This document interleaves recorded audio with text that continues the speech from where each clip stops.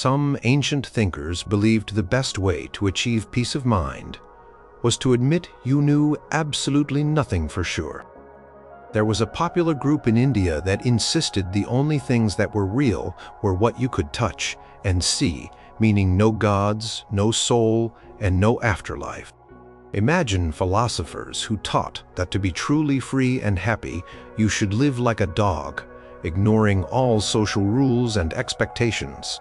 One school of thought suggested that our entire world might have been created by a lesser, ignorant, or even malevolent being, not a perfect one. And what if the key to a calm life wasn't found in chasing wild pleasures, but in seeking simple joys, good friends, and freedom from fear? Some teachers centuries ago were famous for showing people how to win any argument, focusing on the power of words rather than a single fixed truth.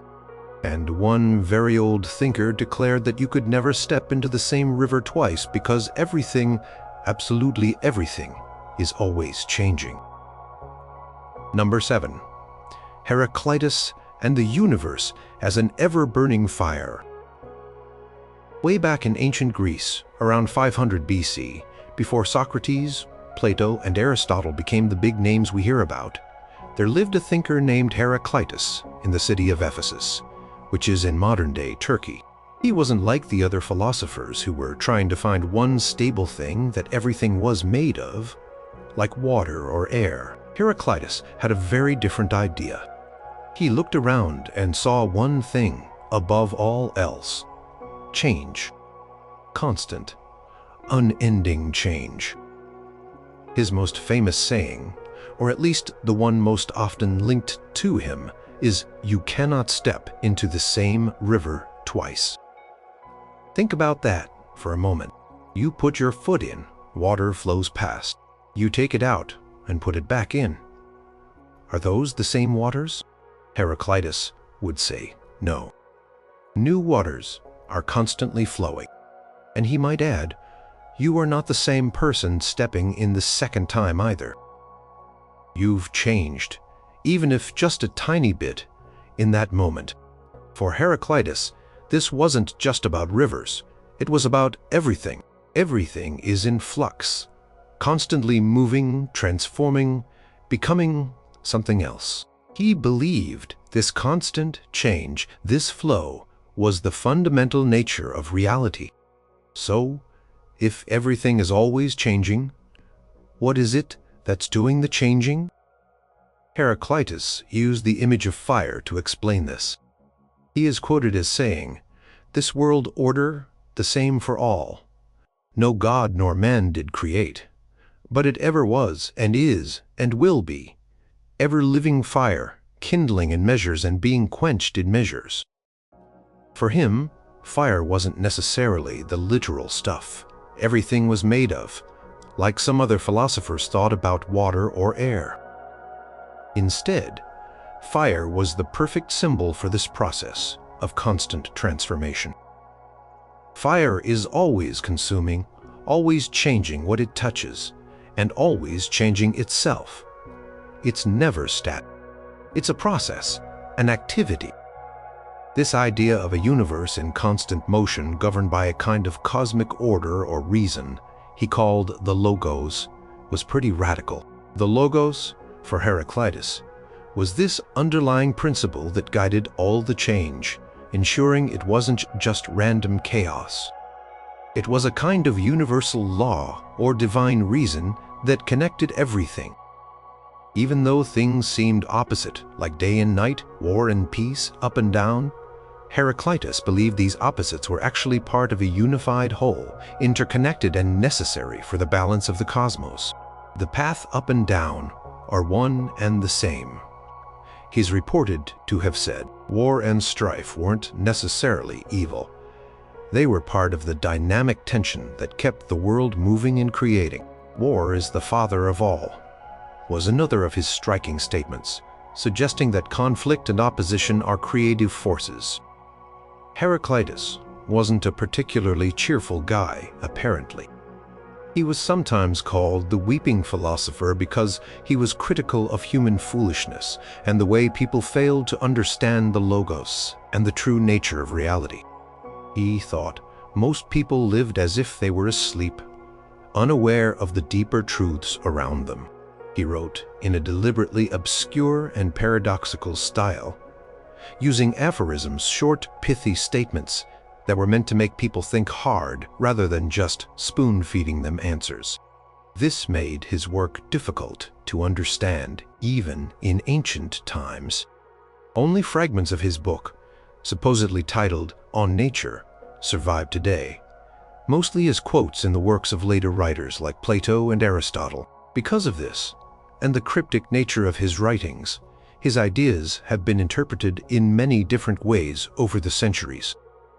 Some see him as a precursor to modern physics and the idea of energy, others as a mystical philosopher. What is clear is that his insistence on constant change and the unity of opposites offered a very different way of looking at the world than many of his contemporaries who were searching for something permanent and unchanging beneath the surface of appearances. He challenged people to see the world not as a collection of fixed things, but as an ongoing dynamic process, a cosmic dance of becoming. What if we truly saw the world this way, as an endless flow where stability is an illusion?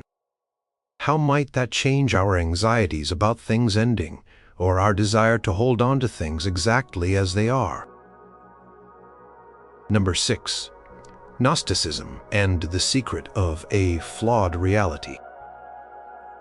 Imagine for a moment that the world we live in, the one we see and touch every day, isn't the perfect creation of a benevolent, all-powerful God? Instead, what if it was a kind of mistake, a flawed imitation, or even a prison fashioned by a lesser, ignorant, or perhaps even malevolent divine being? This was a central idea for a diverse collection of groups in the early centuries, now broadly labeled as Gnostics. The word Gnostic comes from the Greek word gnosis, meaning knowledge. But this wasn't just any knowledge. It was a special, secret, revealed knowledge that they believed could lead to spiritual liberation. Gnosticism wasn't a single unified religion or philosophy. It was more like a current of thought that appeared in various forms, often blending with Jewish, Christian, and Greek philosophical ideas. You could find Gnostic groups across the Mediterranean world and the Middle East, particularly prominent in places like Egypt. They produced a fascinating array of texts, many of which were lost for centuries until a remarkable discovery in 1945 near Nag Hammadi in Egypt, where a collection of Gnostic writings, including the Gospel of Thomas, was unearthed. These texts gave us a direct glimpse into their strange and captivating worldview. So, what was this secret knowledge all about? Many Gnostic systems proposed a complex cosmology. They believed in a supreme, transcendent God, a perfect and unknowable source of all goodness, sometimes called the monad, or the deep. From this ultimate God, a series of divine beings or emanations called aeons came forth, existing in a spiritual realm known as the pleroma, or fullness. However, something went wrong. In many Gnostic myths, one of these eons, often a female figure named Sophia, wisdom, in an act of passion or error, produced a flawed offspring without the consent of her divine partner or the supreme God. This offspring was the demiurge, a kind of craftsman god. This demiurge, often identified by Gnostics with the God of the Old Testament, was seen as arrogant and ignorant. He mistakenly believed himself to be the only God and proceeded to create the material world, our physical universe. For Gnostics, this material world was not a good place. It was a realm of darkness, illusion, and suffering, far removed from the true spiritual reality of the pleroma. Human beings, in this view, contained a divine spark, a fragment of the light from the pleroma, trapped within their material bodies like pearls in mud. We were in essence exiles from our true home, suffering from a kind of spiritual amnesia, unaware of our divine origins. The purpose of Gnosis, then, was to awaken individuals to this truth, to help them remember who they really were, where they came from, and how they could escape the material prison and return to the pleroma. This awakening often came through a revealer figure, sometimes identified with Christ, who descended from the spiritual realm to bring this saving knowledge. Salvation wasn't about faith or good works in the traditional sense, but about understanding these cosmic secrets and the true nature of oneself. It was an intellectual and spiritual enlightenment. Gnostic views on morality and lifestyle varied. Some advocated for asceticism, rejecting the material world and its pleasures to purify the spirit. Others believing that the body and its actions were irrelevant to the spirit, or that since the material world was evil, its laws should be flouted, were accused by their opponents of being libertine, though this is often debated by scholars as it primarily comes from hostile sources. These ideas were understandably seen as a major threat by the emerging Orthodox Christian Church. Gnostics offered a different interpretation of Scripture, different views on the nature of God, Christ, and creation, and a different path to salvation. Church fathers like Irenaeus and Tertullian wrote extensively against Gnostic groups, labeling them as heretics.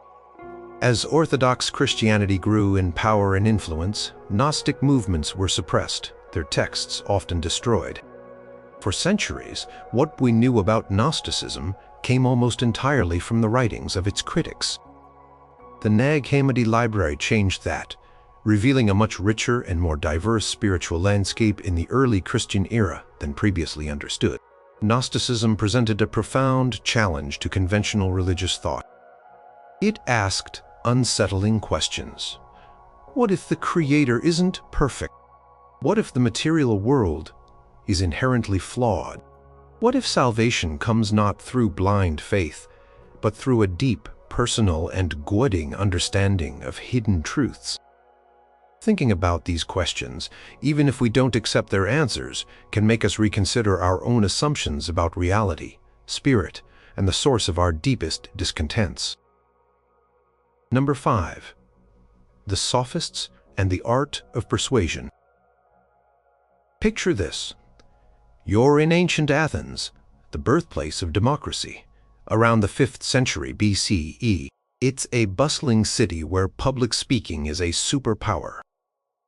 If you could persuade your fellow citizens in the assembly or win your case in a law court, you could gain immense influence and success. Into this world came a group of traveling teachers known as the Sophists.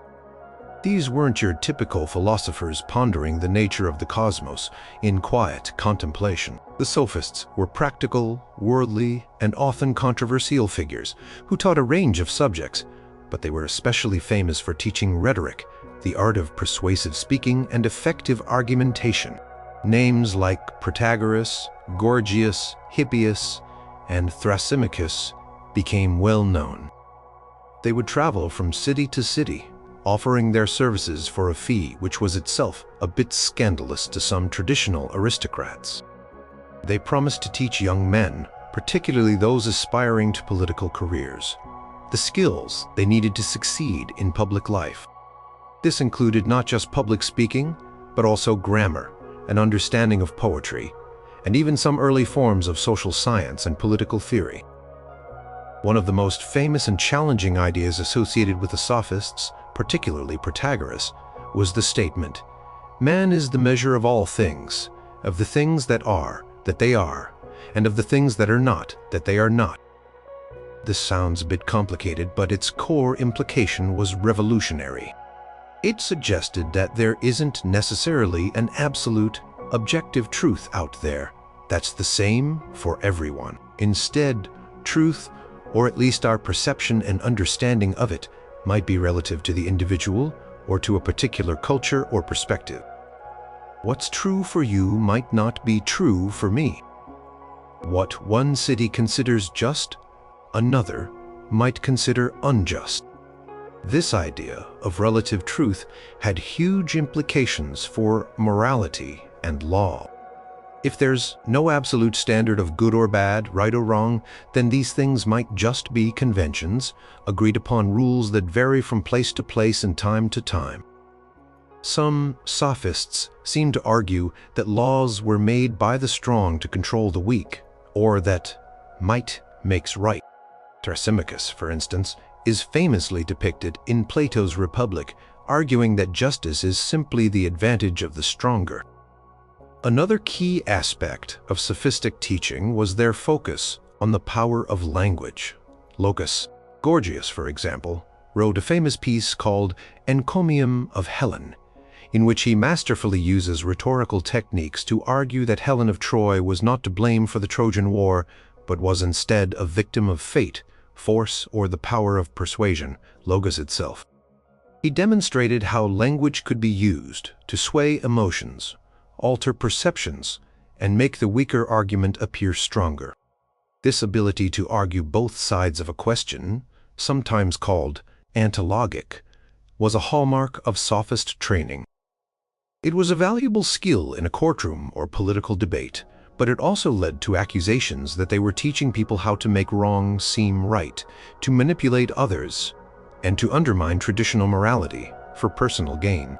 It's largely through the writings of Plato that we get our picture of the Sophists, and Plato was no fan. He and his teacher, Socrates, were deeply concerned with finding absolute truth and universal moral principles. Plato often portrayed the Sophists as superficial, money-grubbing charlatans who cared more about rhetorical tricks and winning arguments than about genuine wisdom or virtue. In his dialogues, Socrates is frequently shown besting Sophists in debate, exposing their inconsistencies and lack of true knowledge. This negative portrayal has heavily influenced how the Sophists have been seen throughout history. The very word sophistry today means using clever but false arguments, often with the intention to deceive. However, it's important to remember that Plato had his own philosophical agenda. Some modern scholars argue that the Sophists were more complex and significant thinkers than Plato gave them credit for. They played a crucial role in the intellectual ferment of 5th century Athens. They raised important questions about the nature of knowledge, truth, language, and culture. They encouraged critical thinking and recognized the power of human reason and communication. They were, in a sense, pioneers of education, humanism, and a more empirical, relativistic approach to understanding the world. Were they just clever tricksters, or were they Enlightenment figures challenging old dogmas? Perhaps they were a bit of both. Their focus on the practical power of language and the relativity of human perspectives certainly offers a different lens through which to view our own world, saturated as it is with persuasive messages, diverse viewpoints, and debates about truth. What if the ability to understand and use language effectively and to see issues from multiple sides is a crucial skill, even if it can be misused? The Sophists force people to think about these things, and their questions still resonate. Number 4. Classical Epicureanism and the pursuit of quiet joy. When you hear the word Epicurean today, you might picture someone indulging in lavish feasts, fine wines, and all sorts of luxurious sensory pleasures. But if Epicurus himself, the ancient Greek philosopher who founded this school of thought around 307 BC in Athens, saw how his name is often used, he might be quite surprised, and perhaps a little dismayed. True Epicureanism, as taught by Epicurus and his followers, was not about wild, unrestrained hedonism. It was actually a philosophy aimed at achieving a state of lasting tranquility, freedom from fear, and absence of pain, a state they called ataraxia, peace and freedom from fear, and aponia, absence of pain. Epicurus set up his school in a place called the Garden, just outside Athens. It was a community where men and women, and even slaves, were welcomed, which was quite unusual for the time. Here, they lived simply, cultivated friendships, and discussed philosophy. So, What did they believe? At the heart of Epicureanism was the idea that pleasure is the highest good. But, and this is a very big, but Epicurus had a very specific understanding of pleasure. He distinguished between kinetic, moving, pleasures and katastematic, static pleasures.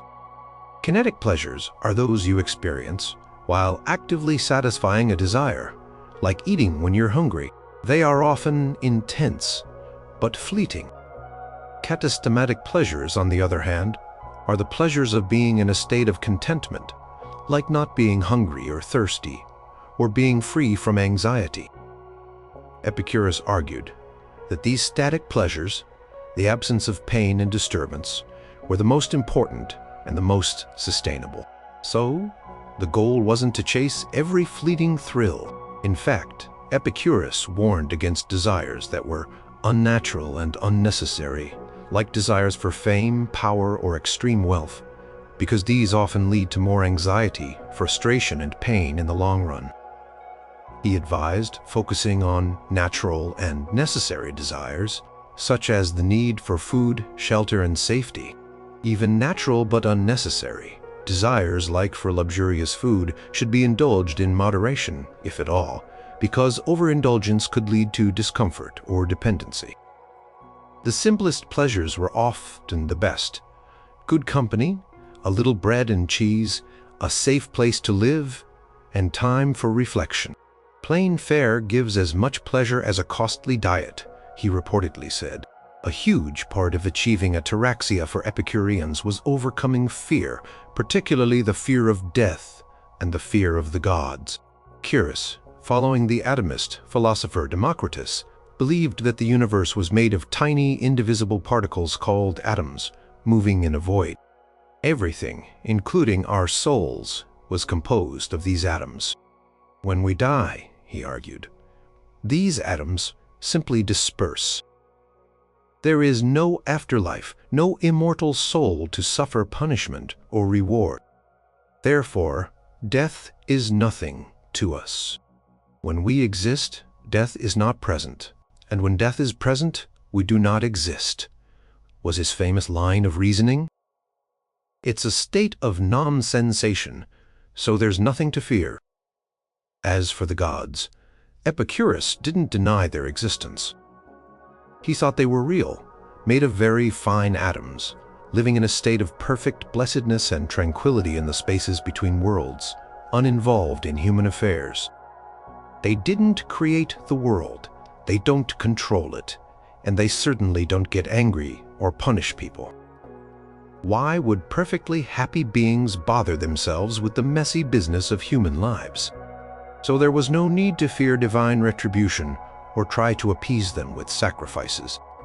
This was a radical departure from the traditional Greek religion, which often portrayed gods as meddling, jealous, and vengeful. Friendship, philia, was incredibly important to Epicureans.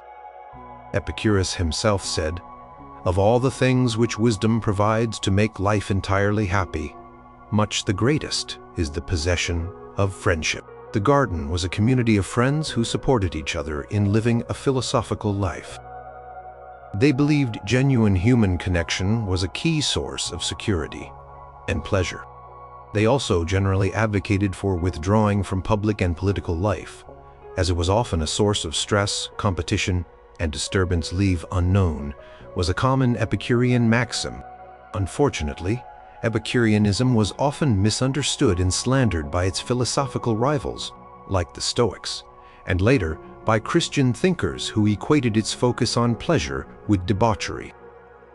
Much of Epicurus's own prolific writings, he supposedly wrote over 300 scrolls, have been lost. What we know comes from a few surviving letters and collections of sayings, and importantly, from the long Latin poem De Rerum Natura, On the Nature of Things, by the Roman poet Lucretius, who was a passionate Epicurean and brilliantly expounded its teachings.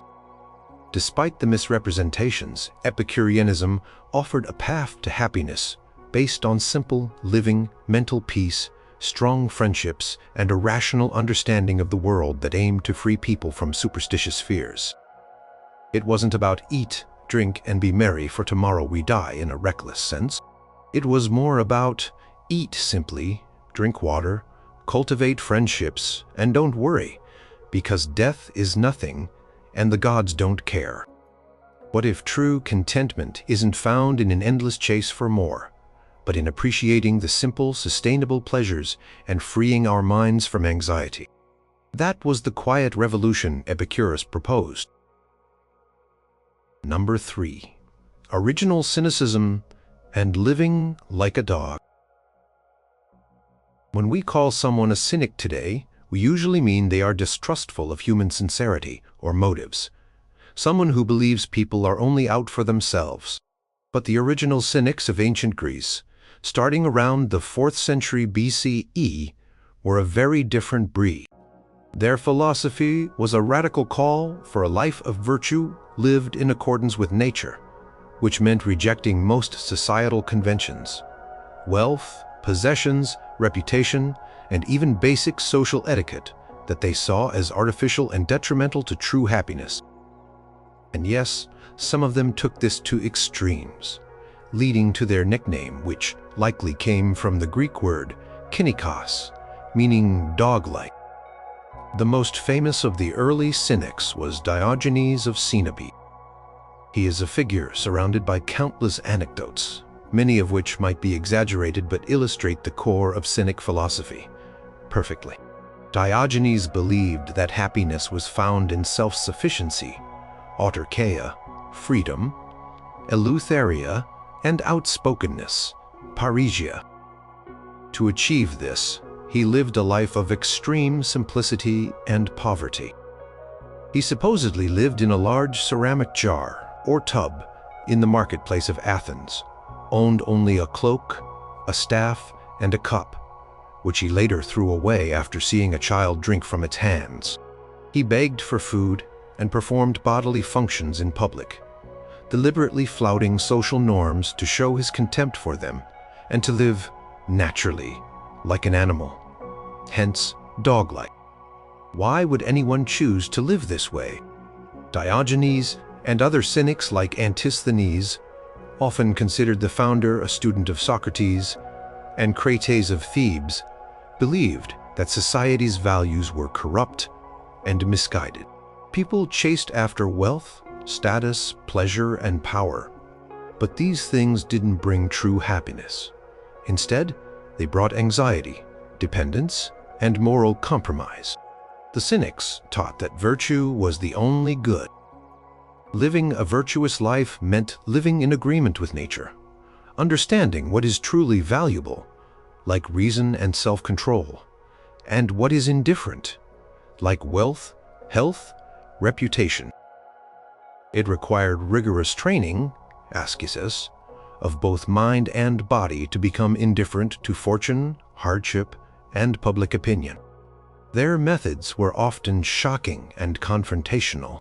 Diogenes was known for his sharp wit, and his public performances designed to expose the hypocrisy and foolishness of his contemporaries. There's the famous story of him carrying a lit lantern in broad daylight, and when asked what he was doing, he replied, "I am just looking for an honest man." Another tale recounts Alexander the Great, curious about this strange philosopher visiting Diogenes while he was sunbathing. Alexander, the most powerful man in the known world, asked if there was anything he could do for Diogenes. Diogenes simply replied, "Yes, stand out of my sunlight." This reply perfectly encapsulated the Cynic ideal of self-sufficiency and indifference to worldly power.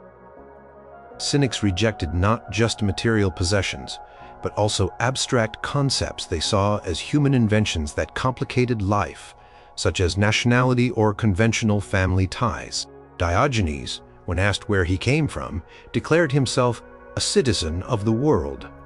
Cosmopolites, perhaps the first recorded use of the term cosmopolitan.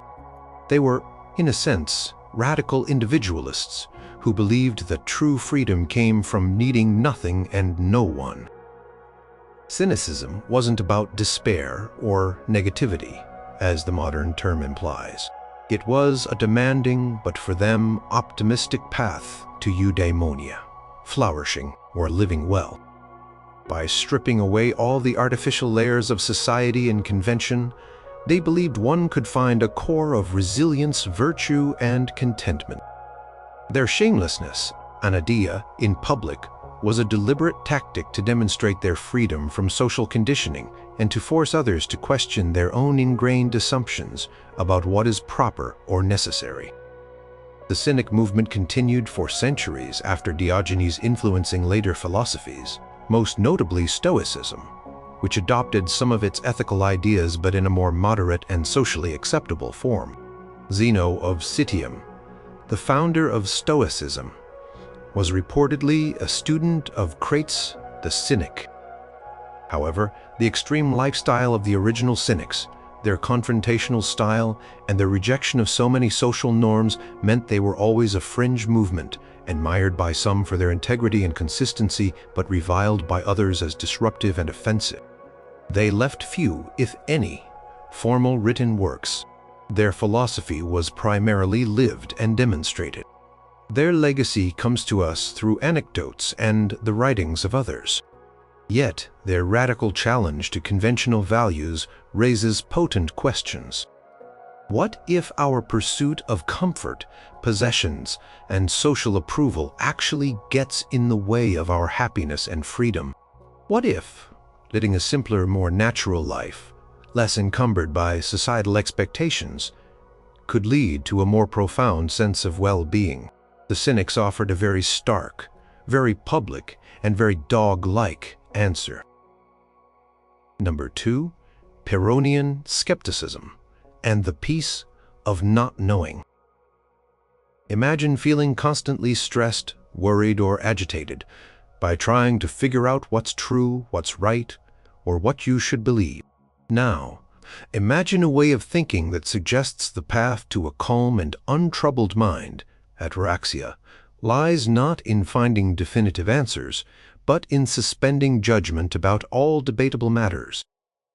This was the core idea of Pyrrhonian skepticism, an ancient Greek philosophical school founded by Pyrrho of Elis in the late 4th century BC, and later revived and systemized by thinkers like Nicodemus and Sextus Empiricus centuries later.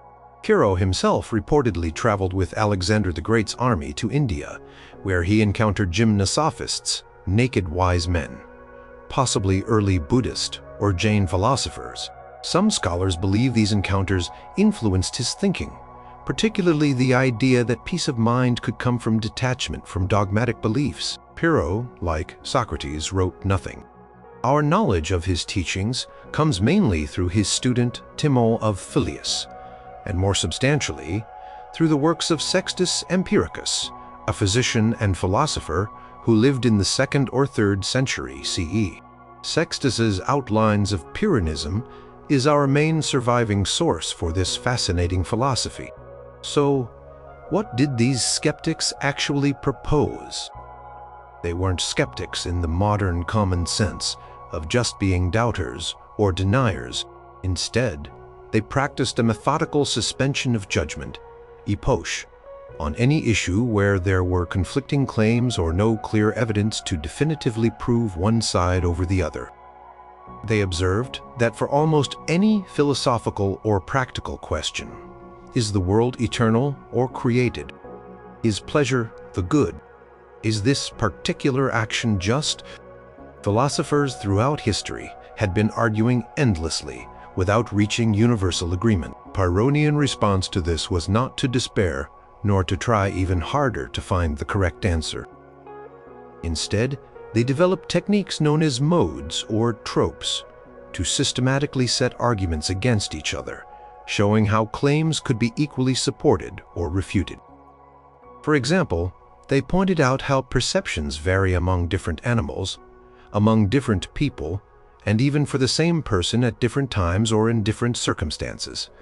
E.g., something tastes sweet when you're healthy, bitter when you're sick. They noted how customs and laws differ dramatically from one culture to another. Given all this variability and contradiction, how could one confidently assert that their own perception or belief was the absolutely true one? The aim of this process of opposing arguments and highlighting contradictions wasn't to prove that nothing is true. That would be a dogmatic claim itself, which they called negative dogmatism. Rather, the goal was to reach a state where you recognized that you couldn't definitively decide the matter. And the Pyrrhonians observed, once you reach this state of suspended judgment, a remarkable thing happened. A sense of tranquility and mental peace, ataraxia, would follow as a shadow follows a body.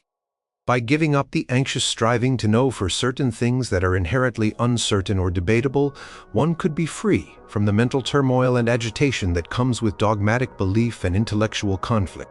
This didn't mean they were paralyzed or unable to live their lives. In practical everyday matters, Pyrrhonians would live according to appearances, phenomena.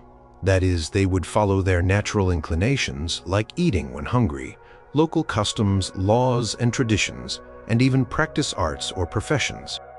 They could say, "It appears to me that honey is sweet," without committing to the dogmatic philosophical claim that honey is sweet by its inherent nature.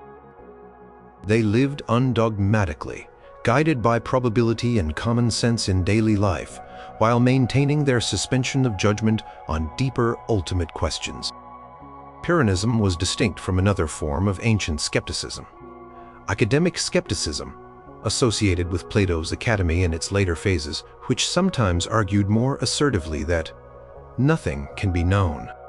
Pyrrhonians were more thorough. They would even suspend judgment about whether anything could be known, including the claim that nothing can be known. They aimed for a consistent and ongoing state of inquiry and open-mindedness. This philosophy offered a radical alternative to the dogmatic schools like Stoicism, Epicureanism, and Platonism, all of which claimed to have found the truth about the good life or the nature of reality. The Pyrrhonians suggested that perhaps the relentless pursuit of certainty was itself a source of suffering. Their approach was therapeutic, philosophy as a way to cure the disease of dogmatism and achieve mental well-being. Pyrrhonism had periods of influence and decline, but saw revivals, notably during the Renaissance when Sextus Empiricus's works were rediscovered and translated, profoundly impacting thinkers like Montaigne. Its challenge remains potent. What if many of our anxieties stem from clinging too tightly to beliefs that are at best uncertain? What if true intellectual honesty, and even peace of mind, lies in acknowledging the limits of our knowledge and being comfortable with not having all the answers? Pyrrhonians didn't offer a new set of beliefs, but a way of living with uncertainty and perhaps finding a unique kind of freedom in it. Number 1. Carvaka, Lokayata, and the world you can touch. Imagine a philosophical school flourishing in ancient India, a land renowned for its deep spiritual traditions that boldly declared there is no God, no soul, no afterlife, no karma, and no reincarnation. Imagine it taught that the only valid source of knowledge is direct sense perception, what you can see, hear, touch, taste, and smell, and that the ultimate goal of life is to seek pleasure and avoid pain in this world, because this world is all there is. This was the provocative and materialist philosophy of the Carvaka school, also known as lokata, meaning that which is found among people or worldly. Carvaka school is thought to have emerged as early as the 6th century BCE, around the time of the Buddha, and it persisted in India for over 1,000 years, though its influence waned significantly by the 12th century CE. Unfortunately, almost all original Carvaka texts have been lost or destroyed. What we know about their philosophy comes primarily from the writings of their opponents, Hindu, Buddhist, and Jain philosophers, who sought to refute Carvaka ideas. This means we're often seeing Carvaka through a critical and possibly distorted lens. However, Even these hostile accounts reveal a remarkably consistent and radical philosophical stance. Core of Carvaka thought was a staunch empiricism. They accepted perception, pratyeksa, as the only reliable means of knowledge. Pramana. If you couldn't directly perceive something, you couldn't be certain of its existence. This led them to reject inference, anumana, as a valid, independent source of knowledge, at least for metaphysical claims. While they might use inference for practical everyday purposes, e.g., seeing smoke and inferring fire, they argued it couldn't be used to prove the existence of things beyond sensory experience, like a soul, gods, or a cosmic moral order. They pointed out that inferences depend on general rules, e.g., where there's smoke, there's fire. But how can we be absolutely sure these rules always hold, especially when dealing with unobservable realms? This strict empiricism led to a thoroughgoing materialism. The Carvakas believed that the world, including consciousness, was composed of the four perceptible elements: earth, water, fire, and air. Consciousness, they argued, was not due to an immaterial soul, but was an emergent property of the physical body, arising from a specific combination of these elements, much like the intoxicating quality of altio, even though the ingredients themselves are not intoxicating. When the body dies and these elements decompose, consciousness simply ceases to exist. As long as you live, live happily. One supposed Carvaka verse goes, even if you have to borrow money, for once the body is reduced to ashes, how can it return? This denial of an afterlife naturally meant a rejection of concepts like karma, the idea that actions have moral consequences that determine future rebirths, and moksha, liberation from the cycle of rebirth. For Carvakas, these were just comforting illusions, or tools used by priests to exploit people. They were particularly critical of Vedic rituals, sacrifices, and the authority of scriptures and priests. They saw religious practices as futile and often exploitative, designed to enrich the priestly class. Verses attributed to them mockingly ask how a sacrifice where an animal is killed can lead to heaven, or why, if offerings made to the dead actually reach them, people don't just offer food to travelers directly instead of through priests, given that this life is the only one. What was the Carvaka view on ethics and the goal of life? Was straightforwardly hedonistic, but not necessarily in a crude or irresponsible sense, as their opponents often portrayed. They believed that pleasure, kama, was the primary goal of human existence, and pain should be avoided. They argued that it was foolish to reject the pleasures of this world because they might be mixed with some pain, just as one wouldn't stop eating fish because of bones, or stop sowing rice because animals might eat some of it. The wise person, they suggested, seeks to maximize pleasure and minimize pain in this life. Some later texts hint at a more refined Carvaka ethics, suggesting that pleasure might include not just sensual enjoyment, but also social and intellectual pleasures, and that a certain prudence was necessary. The name Carvaka itself is of uncertain origin.